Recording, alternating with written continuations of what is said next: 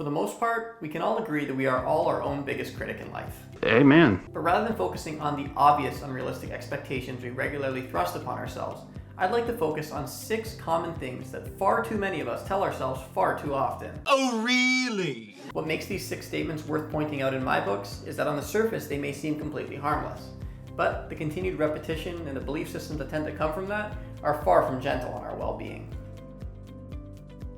While you can certainly use this statement in a positive connotation, most of us tend to use it in defense of our inabilities or in defense of a stubborn belief. I'm guilty as charged. Sure, someone may have more natural or seeming God-given talent at something that you're looking to excel in, but your biggest obstacle is always going to be your perspective to it.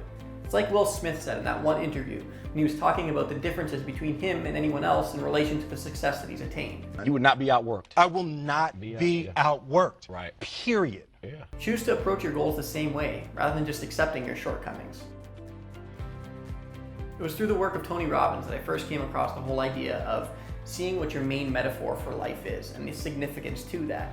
While casually saying something like life is a struggle may seem harmless and even accurate at times, did you ever think that consistently repeating that or believing that may actually play a role in the life that you live?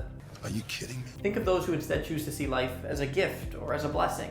They're certainly just as prone to hardship as you are, and I'm sure have gone through some in their lives. They've just decided to not let that hardship dictate the way that they see things in the grand scheme of things.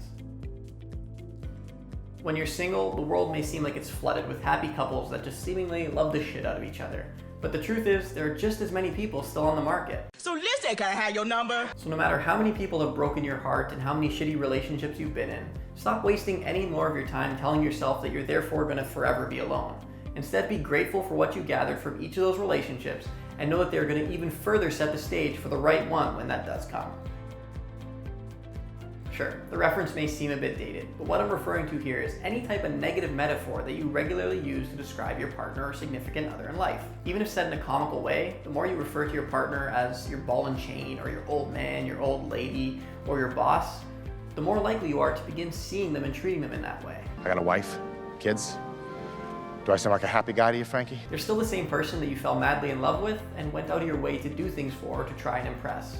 So choose to see the commitment to them as a gift rather than a curse. Yeah, they probably could, but is that really a good enough reason to shut yourself down and just accept complacency? Would you ever tell a child who had a dream that seemed a little bit far-fetched to not even bother just because someone is bound to do it better than they could? Hell no! So stop shutting yourself down and give yourself a chance to go after what you really want in life. It would be awesome if we were all born knowing exactly what we wanted to do in this world and excelled and thrived at and attained all the success we dreamed of by the ripe old age of 21. But if that's not your experience, you're not alone. Oh, thank God. The ultimate truth is that in this life you are never going to be as young as you are right now. So if not now, when? And if you really need some more motivation, just look up some of the late bloomers in life, the people that attained success I'm sure a little bit later than they would have ideally liked to.